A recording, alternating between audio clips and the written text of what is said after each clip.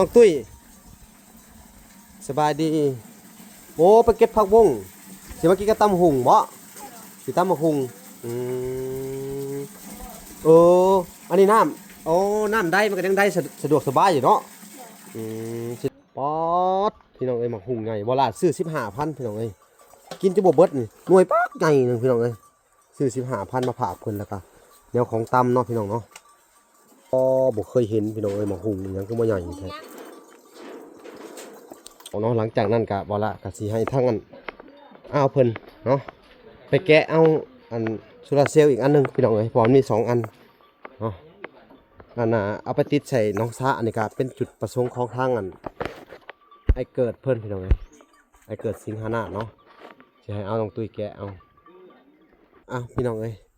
ทางเอาน้องตุ้ยเพิ่นก็สิเอาไปติดตั้งอยู่อันน่ะแคบน้องซะเนาะแล้ววันเขาเลี้ยงกบเพิ่นเด้อ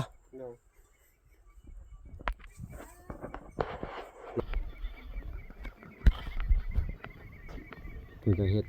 ติดโซลาร์เซลล์เนาะก็ที่เวลาสั่งอันนี้ก็คือเป็นจุดประสงค์ของผู้ใหญ่เพิ่นเนาะทั้งไอ้เกิดเพิ่นเนาะเพิ่น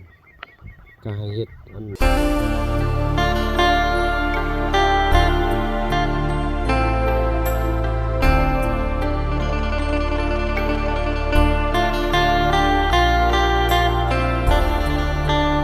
เอาโอเคพี่น้องเอ๋ยเนาะ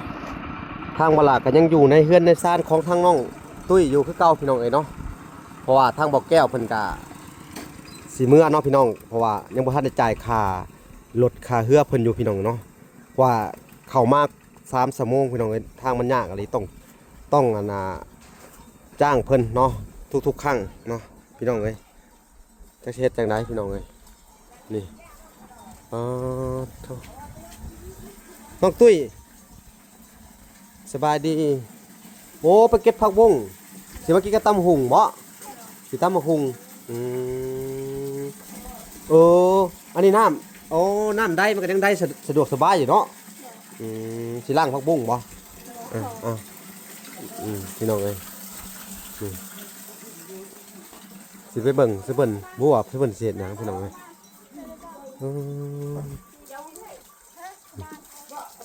อันนี้ฮะลมมดมุ้ยมดตุ้ยเห็ดอันนี้ฮะลมแห้งมดแต่ละเถื่อนี่พี่น้องเอ้ยสิไปเบิ่งทางน้องมุ้ยเป็นเห็ดอีหยังพี่น้องเอ้ยเนาะเขาก็ยังบ่ฮู้เลยอันนี้สิกินกับหุงเนาะผักบุ้งที่ปลูกไว้พี่น้องเอ้ยก็ยังพอได้กินบ่หลายพี่น้องเอ้ยผักบุ้งเนาะสบายดีน้องมุ้ยป๊อดพี่น้องเอ้ยหมักหุงไงบ่ล่ะซื้อ15,000พี่น้องเอ้ยกินจะบ่เบิดนี่หน่วยป๊อกใหญ่นึงพี่น้องเอ้ยซื้อ15,000มาฝากเพิ่นแล้วก็แนวของตำเนาะพี่น้องเนาะพี่น้องเอ้ยมันทะลุผูโป่งมาเนาะอดเอาก่อนเด้อตัวตุ้ยน้ำมุ้ยอดเอาก่อนแล้วก็โซลาร์เซลล์นี่สิให้ไปติดอันอยู่ซะอันหนึ่งเด้อโซลาร์เซลล์พี่น้องเอ้ยเจ้าโซลาร์เซลล์อันไปติดอยู่ซะจะหน่อยพี่น้องเนาะสิให้ทางอันอ้าวเพิ่นเอาโซลาร์เซลล์ไปติดก่อนพี่น้องเอ้ยเนาะอยู่ซะอันหนึ่งเนาะพี่น้องอันนี้ก็เป็นจุดประสงค์ของทางไอ้เกิดเพิ่นเนาะพออันน่ะไฟนี่มันก็มีเสียบได้อยู่เนาะพี่น้องเนาะอยู่นี่เนาะโซลาร์เซลล์ลงไปติดอยู่ซะอันหนึ่งติดใส่กับให้กุ้งให้หอยปูปลาเพิ่นว่าเนาะมี2อันพี่น้องเอ้ยนี่พี่น้องเอ้ยลางผักบุ้งหมักหุงใหญ่อันนี้หรอเคยเห็นบ่เคยเห็นจักเทื่อซับจะบ่อยากได้เนาะกินได้3-4 เทื่อพี่น้องเอ้ยผักอะไรผักบุ้งที่จะตำมะฮุงเขาทาอยู่พี่น้องเอ้ยข้างนอกเพิ่นมักกินพี่น้องเอ้ยเพิ่นซื้อมาให้เพิ่นมะฮุง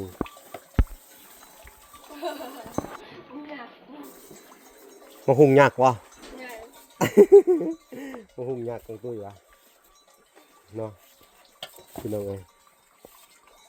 มาเบิ่งสุวรรณเห็ดกินก่อนบาทเลยพี่น้องหลังจากกันบ่ได้มาเบิ่งสุวรรณเห็ดกินโดนเติบได้พี่น้องเนาะคนทางมันเขามายากเนาะเขามารอบนี้เปลี่ยนแปลงไปหลายอย่างพี่น้องเอ้ยทางเวลาก็สิมาพูดคุยกับสร้างพี่น้องเอ้ย สร้างกับบ่สบายอีกมื้อนี้โอ้ยเนาะจังแม่นแย่หลายพี่น้องเอ้ยสร้างใหญ่ก็ได้บ่สบายเพิ่นว่าเดี๋ยวเฮาก็สิได้ตามไปเบิ่งอยู่เฮือนเพิ่นอีกทีหนึงพี่น้องเอ้ยเนาะ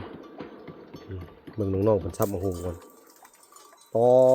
บ่เคยเห็นพี่น้องเอ้ยมะฮุงอิหยังคือบ่ใหญ่แท้สุดยอดใหญ่โคตรๆเลย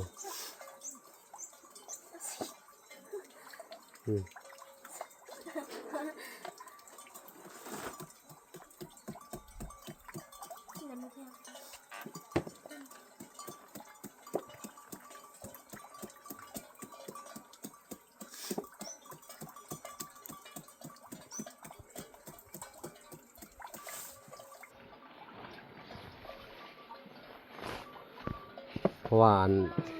พายุเข้าตั้งว่าทิศหนึ่งเนาะฝนตกตลอดเลยบ่อยู่พี่แล้วก็ลมแห้งบ่ผ่าบัดจุดไปพี่น้องเอ้ยขาดลุ่มปุ่มป่วยไปเลยเนาะ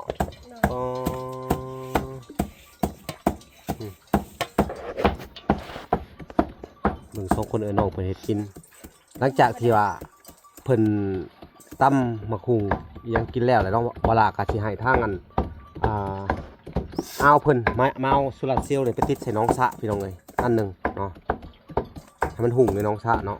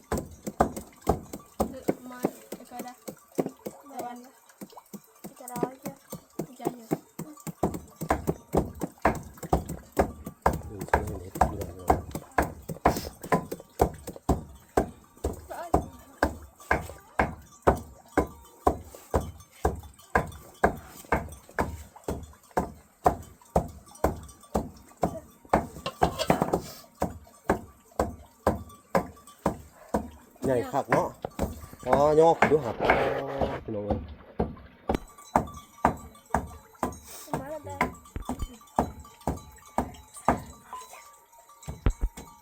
เบิ่งพี่น้องมาหู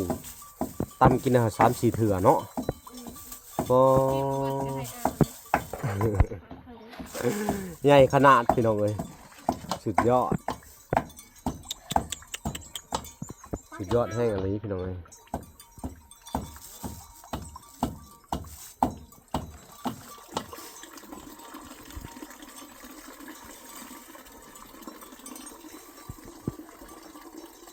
ตำละบาทเลยว่านังจากทีนะพี่น้องเอ้ยมีหมักหุงแล้วก็ผักบุ้งกับปลูกไว้มืดบัวอยากเนาะผักบุ้งก็ร้ายขนาดบ่นี่แหละพี่น้องเอ้ยพอได้กินบาทนี่เลือดถ่าแต่หมักหุงไงพี่น้องเอ้ยหมักทั่วหมักกล้วยพี่น้องเอ้ยเนาะก็หมักพริกบางอย่างเพิ่นก็ปลูกไปเรื่อยๆอยู่เนาะทั้งหมักพริกหมักเขือเนาะพี่น้องเพิ่นก็สิปลูกหลายอย่างอยู่ต่อไปพี่น้องเอ้ยว่ากันหลังจากที่ขึ้นเฮือนขึ้นซ่านน้องตุ้ยแล้วเนาะทั้งอันทีมงานหรือว่าทั้งอันบ่ล่ะก็สิได้นานๆที่จะสิได้มาอัปเดตใหม่หรือว่าก็สิได้เข้ามาอันตลอดอยู่ดอกพี่น้องเนาะหรือว่าจังได๋นะพี่น้องเนาะพี่น้องเอ้ยก็ได้อยู่เนาะพี่น้องส่วนก็พากันตำมะฮู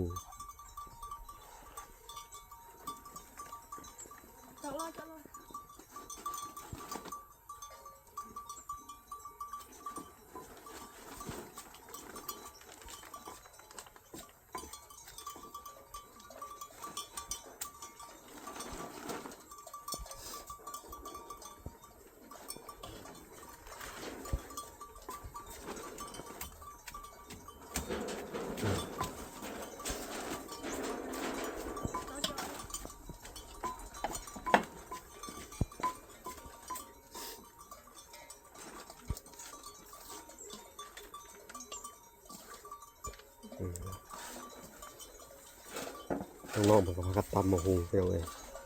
เนาะหลังจากตำแล้วพี่น้องเนาะทางเวลากะสิได้ไปมอบเงินให้ทางอันเบาแก้วก่อนพี่น้องเพิ่นอยากเมื่อเนาะว่าเพื่อสิเดินทางออกไปกะมันลำบากพี่น้องเส้นทางเนาะแล้วก็สิได้เอาอันนี้แหละพี่น้องคือเวลาเว้าแหละจะให้ทางอ้าวเพิ่นมาเอาไป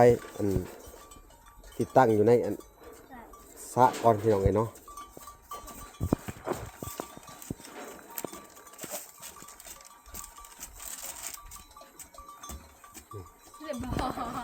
มาน้อยนี่ก็ขึ้นเฮือนได้เนาะพี่น้องเอ้ย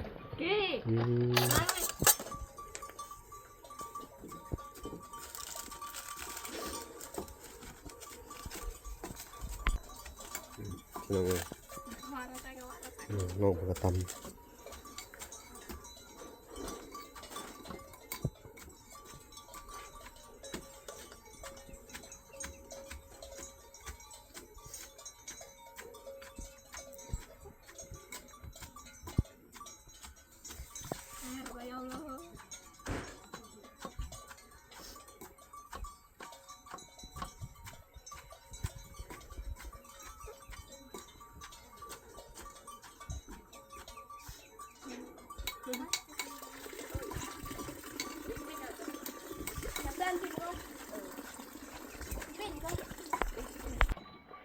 พี่น้องเอ้ยเป็นตาแซ่บเลยพี่น้องเอ้ยเนาะเพิ่นก็ตำมาหุงพี่น้องเอ้ยเนาะ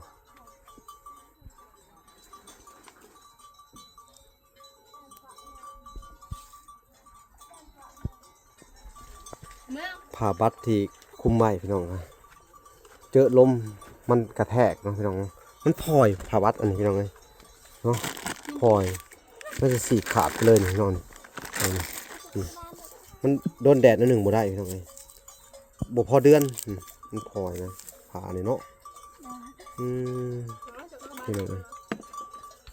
สู้ๆอดเอาก่อนยังอีก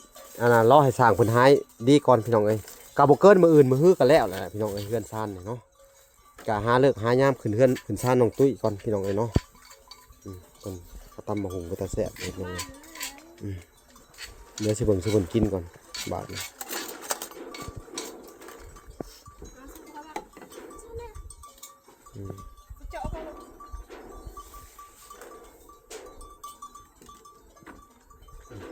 ห้องน้องมากินบัดนี้เนาะอ๋อเด็กน้อยไปลิ้นเลยน้องๆเพิ่นก็ไปลิ้นพุ่นเพื่อนทางนั้นเพื่อนน้องสุดใจผู้พี่น้องเอ้ยเพิ่นไปลิ้นเนาะเอาโอเคพี่น้องเอ้ยทางเวลาก็สิได้ห้องอ้าวเพิ่นมาเอาอันนี้โซลาร์เซลล์ไปติดใส่น้องสะก่อนพี่น้องเอ้ยเนาะก็ทางไอ้เกิดเพิ่นบอกมาพี่น้องเอ้ยเนาะจุดประสงค์ของผู้ใหญ่เพิ่นไปติดใส่ในสวนแล้วเฮาสิให้เพิ่นเฮ็ดขุดเสา4เสาเนาะ4แจ้แล้วก็เอาสังกะสีตั้งเป็น4มุมพี่น้องเอ้ยเนาะอันนี้สิไปใช้นี่อ๋อให้สร้างสิไปกินอยู่พุ่นเนาะเอาไปกินกันแล้วเด้อพี่น้องเอ้ยเขาก็สิปล่อยสิเพิ่นไปกินข้าวกินน้ำกันเนาะโอเคพี่น้องเอ้ยพี่น้องเอ้ยเนาะขึ้นไปข้างบนกันน้องๆเพิ่นกินข้าวเนาะหลังจากนั้นก็บ่ละก็สิให้ทั้งเพิ่นเนาะ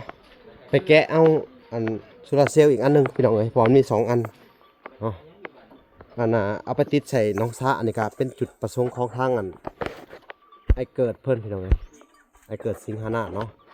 จะให้เอาน้องตุ้ยแกะเอาอันหนึ่งแหละไปติดใส่น้องสะเพราะว่าจะได้เห็ดกระซังอีกอันหนึ่งพี่น้องเอ้ยเนาะกระซังบกพี่น้องเอ้ยเดี๋ยวเวลาก็สิเขามาติดตามน้ำมืออื่นพี่น้องเอ้ยเนาะให้เพิ่นเห็ดก่อนเลย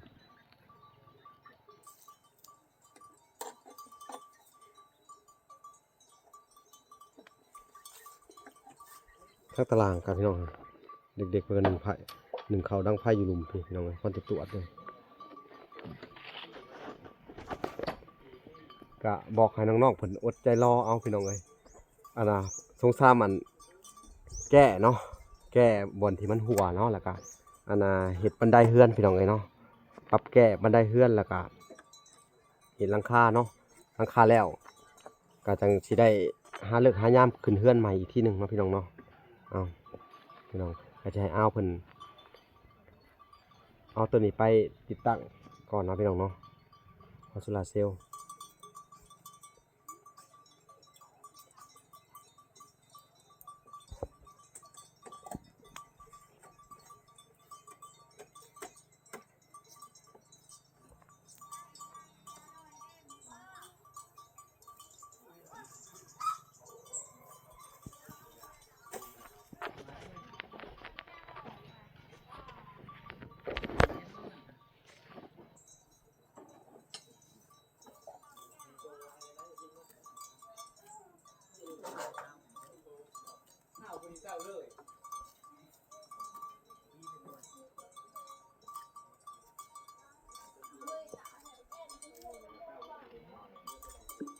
เพื่อจะเอาลักตัวนี้พี่น้องไง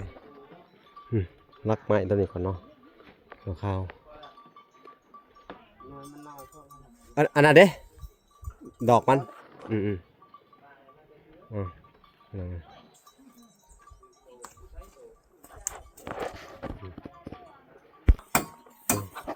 เรามาสั่งไฟมาเนาะแล้วก็ตอกตะปูใส่เด้อตอกตะปูใส่อันนั้นมันบัดนี้อันลักของอันน่ะก็เอาตัวนั้นก็ได้ดิไก่ก็ขึ้นไปกินมาสกบอยู่เทิงหูพี่น้องเลย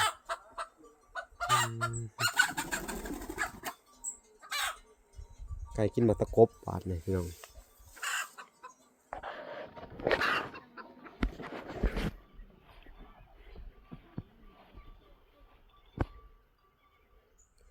พี่น้องเอ้ยทางน้องตุ้ยเพิ่นกะ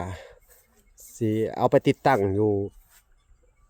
อันน่ะแคบน้องสะเนาะในวันเขาเลี้ยงกบเพิ่นเด้อเนาะมันกะใช้เวลาพอสมควรนะพี่น้องเนาะการที่จะเอาไปติดตั้งอันนี้กะเฮากะสิให้เพิ่นเฮ็ดเฮามอบเวียกให้เพิ่นเฮ็ด2อย่างเนาะเอาสังกะสีตัวนี้เด้อสังกะสีที่เฮาซื้อมาแหละเอาไปเฮ็ดนี่มุมได้ก็ได้นี่นี่เฮ็ดกระสังบกพี่น้องนี่แถวใกล้ๆนี่แหละมันจะได้ดูแลง่ายบางเทื่อเฮาก็สิเอากบซื้อกบมาปล่อยใส่เฮ็ดเป็นกระสังบกเนาะบางเทื่อก็สิซื้อหอยเอาไปติดตั้งโลดบาดนี้พี่น้องเอ้ยเฮาสิให้เพิ่นเอาไปติดตั้งแล้วนี่สบายดีอีกทีนึงขอแกเนาะก็สิได้มอบเงินให้ทางค่ารักแก่ก่อนพี่น้องเอ้ยเพิ่นก็รักแก่มาเนาะทางเอาน้องตุ้ยกะพี่น้องเอ้ยเพิ่นเฮ็ดติดอยู่เนาะพี่น้องเนาะเดี๋ยวจะให้ดูมันเลย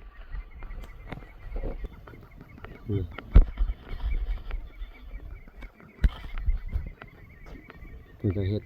ติดโซลาร์เซลล์เนาะก็ที่เวลาสั่ง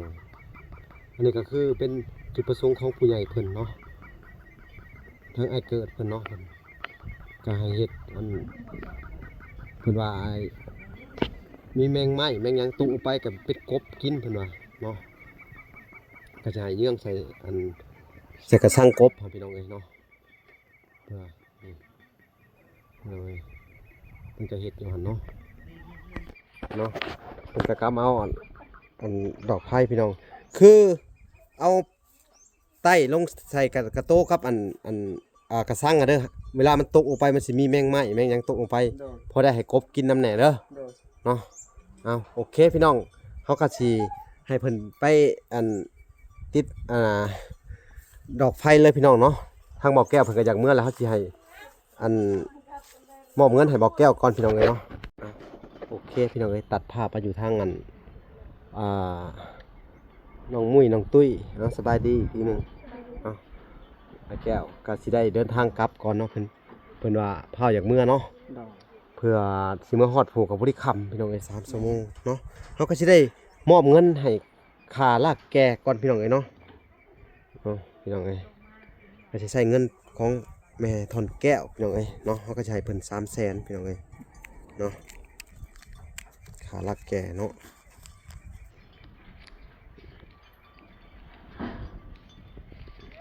นับมือ300,000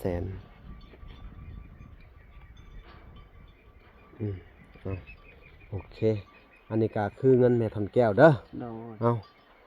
สนับสนุนเนาะหรือว่าช่วยเหลืออุปถัมภ์คำสู้จะมาตลอดเนาะก็คือเป็นรถเพิ่นเนาะเพื่อซื้อให้ทั้งบอกแก้วเอามา หาอยู่หากินพี่น้องเอ้ยเนาะเอามาลากแก่ช่วยเหลือสังคมต่อไปอันนี้ก็คืออันผู้ใหญ่ที่มีพระคุณของเจ้าเด้อเนาะแล้วก็ช่วยเหลือเจ้ามาตลอดเนาะแล้วก็ช่วยหลายๆคนช่วยน้องตุ้ยน้องมุ้ยนำตลอดมาพี่น้องเนาะซื้อข้าวซื้อของมันเท่าถูกเบื้องต้นเนาะพี่น้องเนาะก็หนึ่งเฮือนหนึ่งซ่านเนาะก็อดเอาก่อนเด้อเพราะว่าเห็นผ่าบัดเนาะหรือว่าอหยังมันลมพัดมันแห้งเนาะอดเอาก่อนสู้ๆเด้อก็นี่แหละทางอันบ่ล่ะเนาะแล้วก็ทีมงานก็สิได้เร่งสร้างเพิ่นเนาะให้มาเฮ็ดอันโครงอันหลังคาบันไดแล้วก็สิได้ไปติดทางลิ้นแล้วก็ให้เพิ่นขึ้นไปเฮ็ดอันไปยาเนาะไปยามันแล้วก็คือสิแล้วแหละบาดนี้เนาะก็คือว่าเฮือนนี่ 99% แล้วแหละพี่น้องเนาะก็ยังบ่หลายพี่น้องเอ้ยก็สิได้ขึ้นเฮือนใหม่แล้วแหละเนาะดีใจอยู่บ่นี่เฮือนสิแล้วนี่เนาะแต่ว่าผิดที่มันอันน่ะสร้างเฮ็ดผิดหน่อยนึงเนาะมันจะควรแน่หน่อยนึงว่าอดเอาเด้อเอาบ่เป็นหยังดอกมันแก้ได้พี่น้องเนาะเพราะว่าแค่หลังคาหัวซื่อเนาะมันก็บ่ได้เป็นหยังดอกเฮาก็นี่แหละขอโทษขออภัยนำเนาะผู้ใหญ่เนาะทุกท่านหรือว่าอิหยังเพราะว่าทางชุมเฮาก็บ่มีเวลาเข้ามากับฝนมันตกแน่เนาะเพิ่นเฮ็ดก็บางเทื่อสร้างเพิ่นก็เฮ็ดตามอำเภอใจคือว่าแหละพี่น้องเนาะมันบ่มีไผคุมเพิ่นพี่น้องเนาะแต่เขาก็คิดว่าเพิ่นเป็นช่างนั่นแหละพี่น้องเนาะแต่ว่าเขาบ่ฮู้ว่าเพิ่นสิเฮ็ดไว้สิเนาะเขาก็บ่ฮู้คือกันเนาะพี่น้องเอ้าจังได๋ก็มันแก้ได้เนาะพี่น้องก็มีแต่ว่าติดตามตอนต่อไปมันบ่ยากดอกเนาะพี่น้องเนาะทางเวลาก็สิได้มาติดตามเรื่อยๆแล้วพี่น้องเนาะบางเทื่อก็ถ้าเกิดว่ามันแดดเนาะเพิ่นย่าบ่ได้เฮาก็สิให้เพิ่นลากสายยางเนาะพี่น้องขึ้นไปไปสาดเบิ่งอยู่เทิงหลังคาเนาะและก็จะให้เพิ่นเฮ็ดตอนที่ชุมเฮามาถ่ายเลยเนาะพี่น้องเนาะมาเบิ่งนํกันเนาะเอาอดเอาเด้อสู้ๆเอาพี่น้องเอ้ยทางบ่แก้วก็สิเดินทางกลับแล้วบัดนี้เอ้าขอให้อันไอ้แก้วเพิ่นหรือว่าทางบ่แก้วนี่ขอบุญขอบคุณแม่ทอนแก้วเพิ่นเอาขอบคุณเด้อแม่ทอนแก้วที่ช่วยเหลือลูกหลานให้อยู่ดีไม่แห้งเด้อความเจ็บอย่าได้ความไข้อย่าให้มีสาธุโดยน้องๆโอเคคลิปนี้ก็สิได้อำลาพาจากก่อนเนาะพี่น้องเนาะก็สิได้จบคลิปลงก่อนเนาะพี่น้องเฮาก็สิได้มาติดตามอันคลิปอีกมื้ออื่นเนาะหลังจากที่ว่าบ่ล่ะก็ยังสิได้เข้าไปหาอันไอดอนอยู่เนาะหลังจากออกไปนี่เนาะพี่น้องเนาะก็สิได้ไปซื้อไก่ซื้อหยังให้ทางไอดอนก่อนเนาะแล้วก็สิได้มาติดตามเบิ่งอันการเฮ็ดกระสังบกของอันทางน้องตุ้ยแล้วก็อ้าวเด้อมื้อเฮ็ดกระสังเนาะกระสังบกแล้วก็สิมาเบิ่งสร้างเพิ่นเฮ็ดอันนี้แหละเนาะเอ้าพี่น้องเอ้ยเฮาก็สิได้จบคลิปก่อนเนาะแต่เพียงเท่านี้เนาะพอกันใหม่อีกคลิปหน้าพี่น้องคลิปนี้ขอกล่าวคำว่าสบายดีเด้อและสวัสดีพี่น้องเอ้ยโอเค